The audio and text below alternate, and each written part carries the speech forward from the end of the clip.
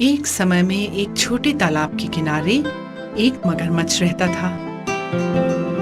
उसने एक भले ब्राह्मण से आग्रह किया कि वह उसे बनारस नदी के तट पर ले जाकर छोड़ दे, जिससे वहीं पर जीकर वह वहीं मर जाए। ब्राह्मण ने मगरमच्छ के आग्रह को बिना सोचे समझे स्वीकार कर लिया। उसने मगरमच्छ को अपने झोले में डाला और चल दिया बनारस की पवित्र नदी की ओर। वहां पहुंचकर जैसे ही ब्राह्मण ने मगरमच्छ को नदी में उतारना चाहा, मगरमच्छ ने तो ब्राह्मण को अपने बड़े बड़े जबड़ों में जकड़ लिया। और जैसे ही मगरमच्छ ब्राह्मण को मारना चाह रहा था, ब्राह्मण जोर से चिल्लाया, तुम कितने एहसान फरामोश प्राणी हो। तुम मेरा एहसान मुझे खाकर चुकाओगे? मगरमच्छ ने उत्तर दिया, मैं तो कुछ गलत नहीं कर रहा हूँ। नियम के अनुसार अपनी जान बचाने के लिए किसी दूसरे प्राणी की जान लेने में कोई दोष नहीं है। मैं आपसे सहमत नहीं हूँ। ब्राह्मण ने जोर देकर कहा। आखिर में यह तय हुआ कि वह ऐसे 3 न्यायाधीशों के पास जाकर न्याय मांगेंगे जो पक्षपात न करते हों। दोनों अब आम के पेड़ के पास पहुंचे। पूरी कहानी सुनने के बाद आम के पेड़ ने लंबी सांस भरी और बोला, इंसान हमारे पेड़ से फल खाते हैं, हमारी छाया का लाभ उठाते हैं और फिर जरूरत न होने पर हमें उखाड़ कर फेंक देते हैं। आम के पेड़ ने जो मगरमच्छ कर रहा था उसको सही माना। अब दोनों मिलकर एक बूढ़ी गाय के पास पहुंचे। पूरी कहानी सुनने के बाद गाय बोली, हाँ, मेरे ऊपर भी इंसानों ने कोई कृपा तो कभी नहीं की। वह मेरा दूध पीते हैं और जब पाते हैं कि मैं किसी काम की नहीं रही, मुझे कोई नहीं पूछता। अब दोनों को तीसरे न्यायाधीश का इंतजार था। ब्राह्मण और मगरमच्छ एक लोमड़ी के पास पहुंचे, परंतु अपना निर्णय देने से पहले वह बुद्धिमान लोमड़ी बोली, पहले आप लोग मुझे यह तो दिखाओ कि आप दोनों ने अपनी यात्रा कैसे की। यह सुनते ही बिना किसी भय के मगरमच्छ ब्राह्मण के झोले में वापस घुस गया।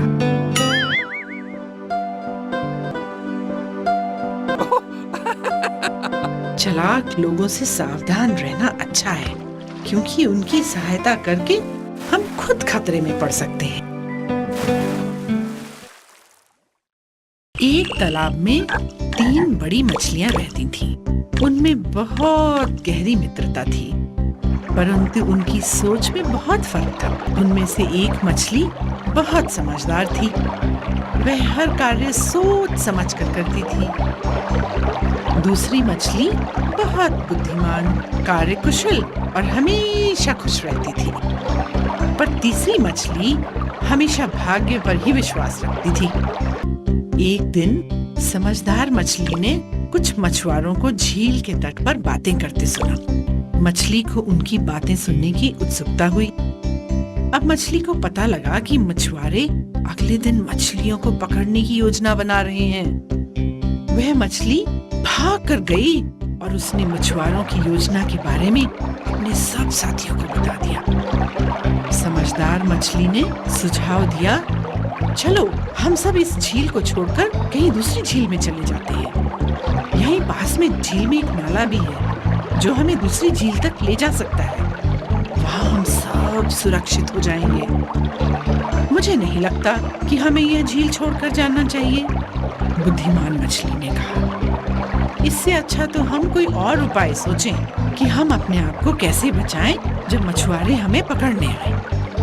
तीसरी मछली ने सोचा, जो भी भाग्य में लिखा है वो तो होकर ही रहेगा, इसलिए चिंता करने की जरूरत नहीं है।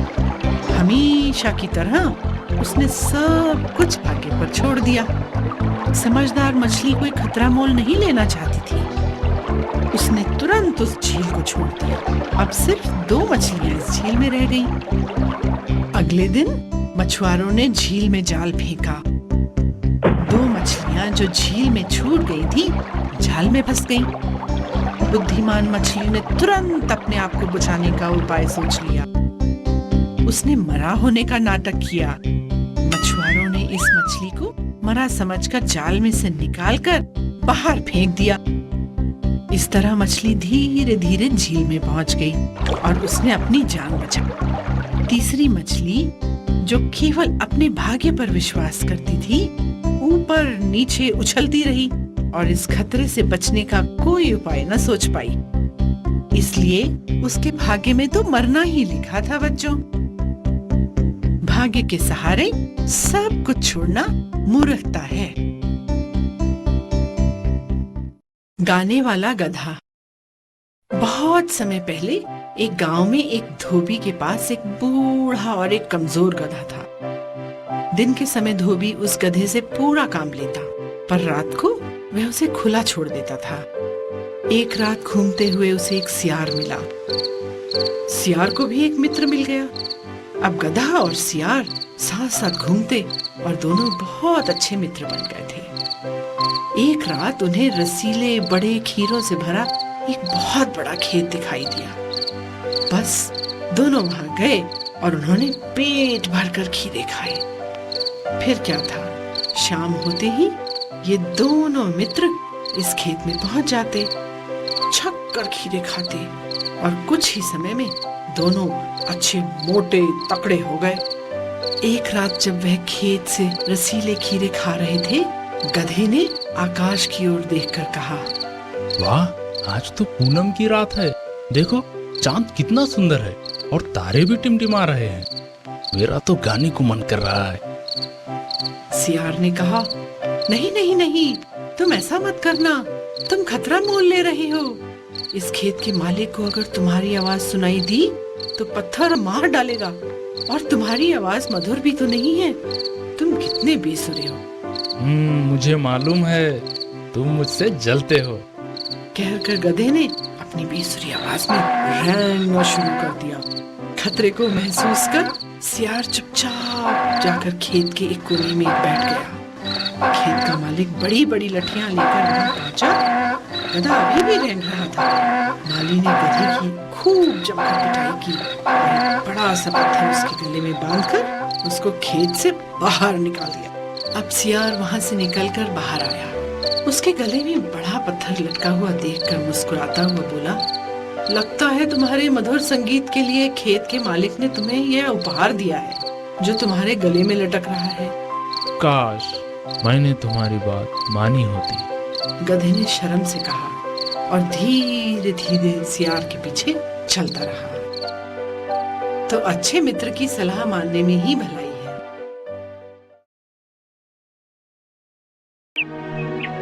एक बार की बात है, दो जंगली बत्तख और एक कछुआ जंगल के एक तालाब में रहते थे। वो लोग बहुत अच्छे दोस्त थे। एक बार की गर्मी के मौसम में जंगल में भारी सूखा पड़ गया। इसके कारण तालाब सूखने लगा।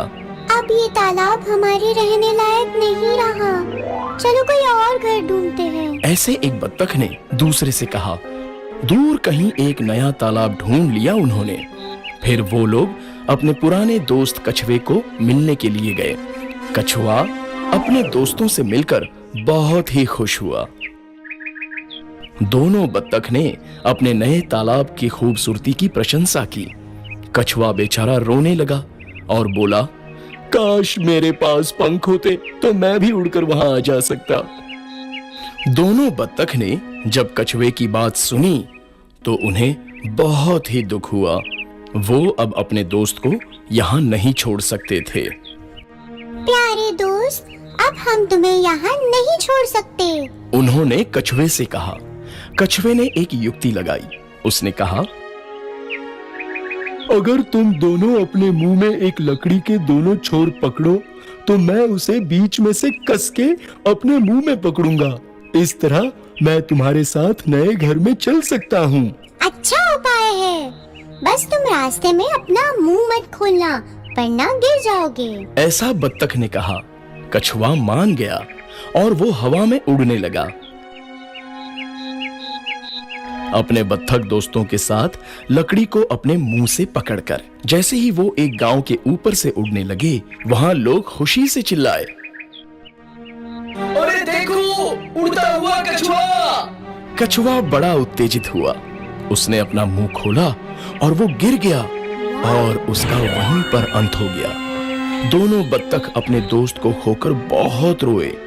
जब वो अपने नए घर वापस लौट रहे थे तो एक बत्तख ने दूसरे से कहा,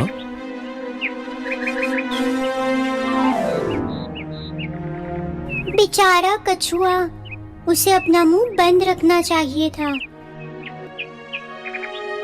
कभी कभी बात ना करना फायदेमंद होता है।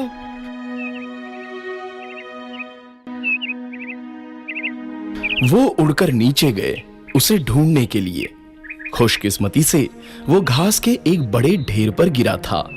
बत्तख अपने दोस्त कछुए को जिंदा देखकर बहुत खुश हो गए। अब तुम समझ गए होंगे कि मुंह कब बंद रखना चाहिए। कछुआ बात को समझ गया और शर्म से उसका सर झुक गया। एक घने पेड़ पर एक सुंदर तोता रहता था। उसके दो छोटे छोटे बच्चे थे जो देखने में बिल्कुल एक जैसे लगते थे। एक दिन जब मम्मा तोता खाना लेने गई, एक शिकारी धीरे से उस पेड़ पर चढ़ा और घोंसले से उसने दोनों बच्चों को उठा लिया। और जब उनको झोले में डाल रहा था, एक तोता तो उड़ गया पर दूसरे को उसने झोले में डाल लिया और अपने घर ले गया। वहां से एक साधु महात्मा जा रहे थे। उन्होंने बड़े प्यार से उसे उठाया और अपने आश्रम ले। इस तरह दोनों तोते बड़े हो गए। एक तोता शिकारी के साथ और दूसरा साधु महात्मा के साथ आश्रम में पलने लगा। बहुत दिन बीत गए बच्चों। एक दिन एक राजा उस जंगल से गुजर रहा था।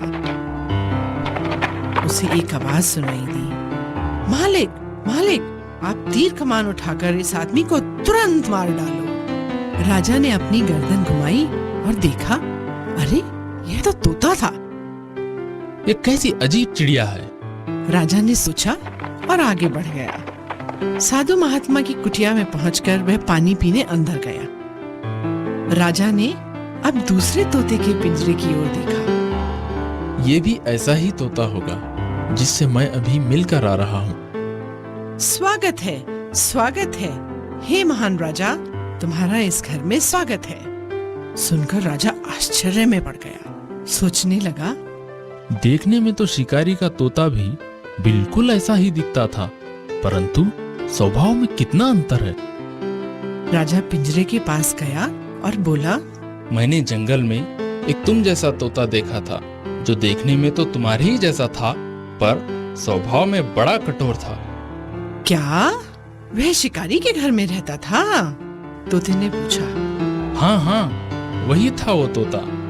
राजा ने तुरंत उत्तर दिया। तोते की आंखों में दुख के आंसू बह निकले और उसने राजा को बताया, वही तो मेरा बेचारा भाई है। हम दोनों एक ही घोंसले में रहते थे। एक दिन जब मेरी माँ दाना चुगने गई हुई थी, एक शिकारी ने हम दोनों भाइयों को अपने जाल में फंसा लिया। मैं तो बचकर निकल गया और मेरा भाई उसी शिकारी के पंजे में फंस गया। मेरा बेचारा भाई शिकारी के साथ रहकर उसके जैसा ही क्रूर बन गया। पर मेरे मालिक बहुत अच्छे हैं, साधु प्रवृत्ति के हैं, इसलिए मैं ऐसा हूँ। अच्छी संगति का अच्छा प्रभाव और बुरी संगति का बुरा। एक समय एक बड़ी पहाड़ी के नीचे मंदविष नाम का एक सांप रहता था। वह अब बूढ़ा हो चला था और भोजन की तलाश करने के लिए वह बहुत कमजोर हो गया था। अब उसने सोचा, अब बिना प्रयत्न किए मुझे भोजन प्राप्त करने के बारे में सोचना चाहिए। जल्दी ही उसे एक उपाय सूझा। वह एक ऐसे तालाब के किनारे गया जिसमें बहुत से मेंढक रहते थे और उदास मुंह बनाकर तालाब के किनारे बैठ गया। समय बीतने लगा। एक मेंढक जो रोज सांप को उदास देखा करता था, पूछने लगा, साहब, आजकल आप शिकार नहीं करते? सांप बहुत दुखी आवाज में बोला। हाँ मित्र, कल रात मैंने भूल से एक ब्राह्मण के बेटे को काट लिया था और वो मर गया। उसने गुस्से में मुझे शाप दिया कि तुम्हें अब पूरा जीवन अपने शिकार की सेवा करनी होगी और जो भी तुम्हें वो खाने को दे उसी पर तुम्हें अपना जीवन निर्वाह करना होगा। इसीलिए मैं तुम्हारी सेवा करने यहाँ आया हूँ। बहुत जल्दी ये कहानी मेंढक के राजा के पास पहुंची। वह स्वयं सांप के पास गया कि उसे पता तो लगे जो वह कह रहा है वह सच है क्या।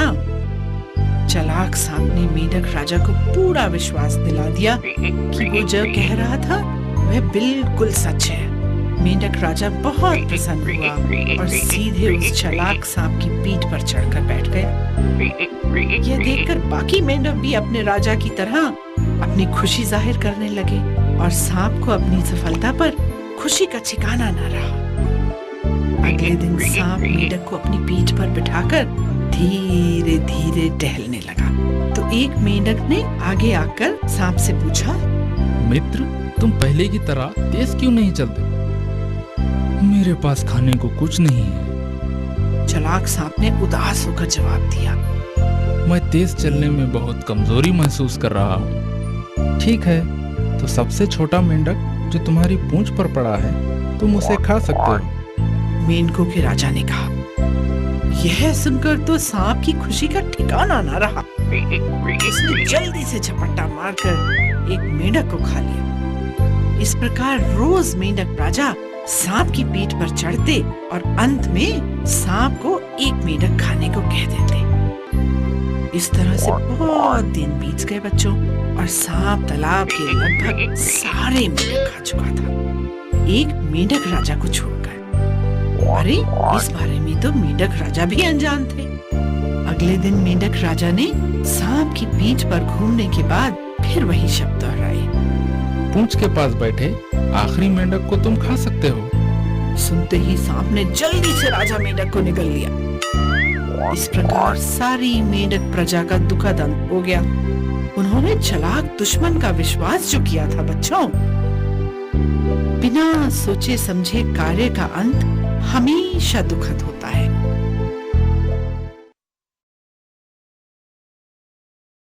एक समय में एक बूढ़ा शेर एक जंगल में रहता था। वह जंगल का राजा भी था। जब यह शेर बूढ़ा हो गया तो उसने एक मंत्री रखने का विचार किया। अब राजा ने लोमड़ी को अपना मंत्री बनाने की सोची, क्योंकि वह सब जानवरों से ज्यादा बुद्धिमान मानी जाती है। लोमड़ी बहुत बेमन से शेर की बात मानी। वह राजा की बात टाल भी तो नहीं सकती थी ना।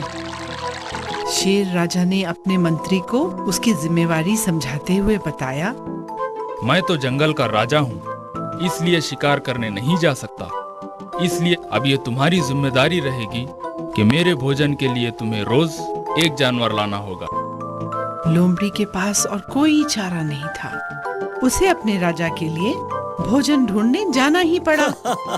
रास्ते में उसे एक गधा मिला। गधे को देखते ही लोमड़ी को एक उपाय सूझा। लोमड़ी ने गधे को किसी तरह से शेर महाराज का मंत्री बनने के लिए मना लिया। शेर तो पहले से ही भूखा खाने के इंतजार में बैठा था। जैसे ही उसने गधे को देखा, वह उसको झपटा और उसने उसे मार डाला। चालाक लोमड़ी ने सोचा, मैंने अपनी बुद्धि से गधे को यहाँ तक तो ले आई, इसलिए सबसे अच्छा भोजन मेरे ही हिस्से में आना चाहिए। जैसे ही शेर भोजन खाने बैठा, लोमड़ी बड़े मधुर स्वर में बोली, महाराज, आप बहुत थके हुए लगते हैं। आप भोजन से पहले स्नान कर लें तो भोजन का आनंद दुगना हो जाएगा। शेर ने लोमड़ी की सलाह मानी और वह स्नान करने चला गया। लोमड़ी ने मौके का फायदा उठाया और गधे का दिमाग, जो सबसे अच्छा भोजन था, वह जल्दी जल्दी खा लिया। शेर राजा स्नान करके लौटे, भोजन करने बैठे तो पाया कि गधे का दिमाग तो वहां था ही नहीं। शेर ने प्रश्न भरी नजरों से लोमड़ी की ओर देखा। चालाक लोमड़ी ने हंसते हुए कहा, अगर गधे का दिमाग होता तो वह आपका मंत्री बनना क्यों स्वीकार करता? सोच समझकर कार्य किया जाए तो सदा सफल होता है। एक जंगल में चिड़ियों का एक झुंड रहता था। वह भोजन की खोज में रोज दूर उड़कर जाया करती थी। खाने की खोज में वह भूखी और थकी बहुत दूर निकल गई। रास्ते में उन्हें बरगद के पेड़ के नीचे कुछ चावल बिखरे मिले। भूखी तो चिड़िया थी ही, उन्होंने प्रसन्नता से जल्दी जल्दी चावल खाने शुरू किए। अचानक उन्हें आभास हुआ वे तो जाल में फंस गई हैं। अब तो वह हिल भी नहीं सकती। अब चिड़ियों की मुखिया को एक उपाय सूझा। उसने सब चिड़ियों को बुलाकर कहा, चलो हम एक साथ जाल को लेकर उड़ चलें, नहीं तो हम सब खतरे में पड़ सकती हैं। सभी चिड़ियों ने मुखिया का समर्थन किया और जाल सहित एक ही दिशा में उड़ने लगी। शिकारी को यह अद्भुत नजारा देखकर बहुत आश्चर्य हुआ। चिड़िया आकाश में उसके जाल सहित उड़ी चली जा रही थीं। शिकारी उनके पीछे भागा, पर चिड़िया ऊंची और ऊंची उड़ती चली गई। वह नदी और पहाड़ों को पार करती हुई एक पहाड़ी पर पहुंची। चिड़ियों के मुखिया ने अपने मित्रों को सहायता के लिए पुकारा और बच्चों, एक छेद से एक चूहा तुरंत बाहर आ गया। प्रिय मित्र, क्या मैं तुम्हारी कुछ सहायता कर सकता हूँ? देखो, हम सब एक साथ इस जाल में फंस गए हैं। एक आप ही हैं जो हमारी सहायता कर सकते हैं। चिड़ियों की मुखिया ने बड़ी नम्रता से चूहे से प्रार्थना की। हाँ हाँ, अवश्य, मुझे तुम्हारी सहायता करने में बहुत प्रसन्नता होगी। सबसे पहले मैं तुम्हें बाहर निकालता हूँ। चूहे ने बड़े प्यार से मुखिया से कहा। नहीं नहीं नहीं चूहे भाई, तुम पहले मेरे मित्रों को बाहर निकालो, चिड़ियों के मुखिया ने कहा। चिड़ियों के मुखिया का यह स्नेह देखकर चूहा बहुत प्रसन्न हुआ। उसने तुरंत अपने पैने दांतों से जाल को काटकर सारी चिड़ियों को रिहा कर दिया।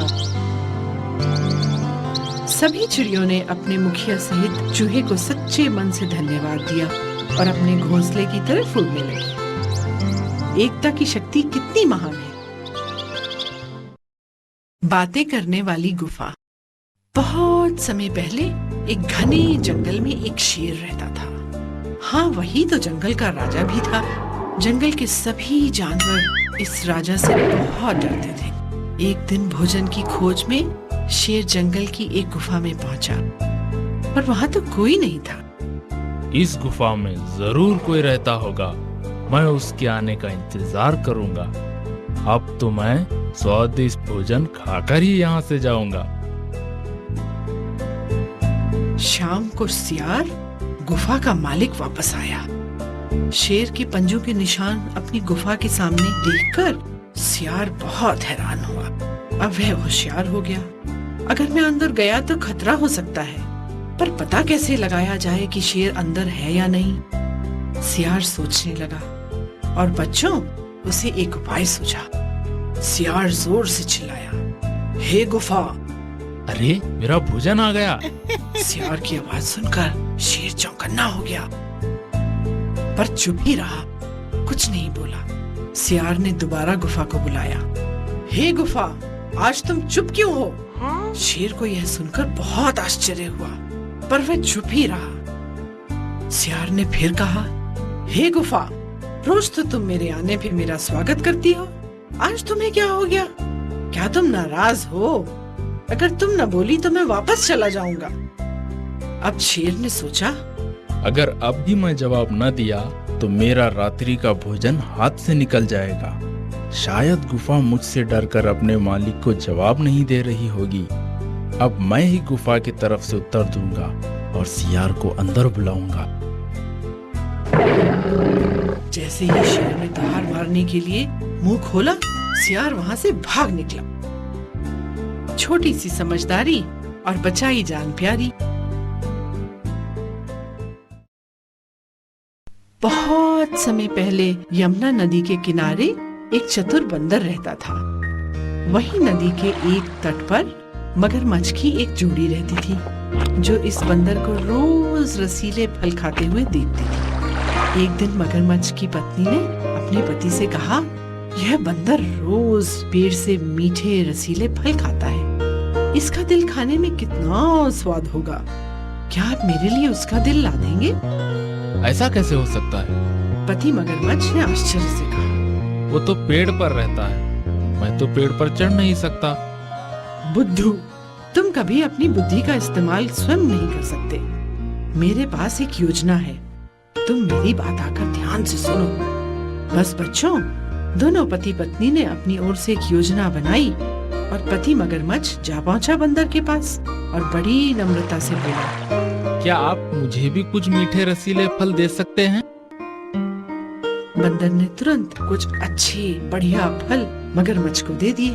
मगरमच्छ ने फल खाए और बोला, ये फल तो उतने मीठे नहीं हैं, जितने मीठे फल मैंने नदी के उस पार खाए थे। मेरी समझ से वो फल सबसे मीठे फल हैं। अब बंदर सोच में पड़ गया और बोला, मैं वहाँ जाना तो चाहता हूँ, परंतु ना तो मैं उतना ऊंचा कूद सकता हूँ और ना ही मुझे तैरना आता है। बस मगरमच्छ तो यही चाहता था। बोला, तुम्हें इसकी चिंता करने की आवश्यकता नहीं है, तुम बस मेरी पीठ पर बैठ जाओ, मैं तुम्हें नदी के उस पार ले चलूंगा।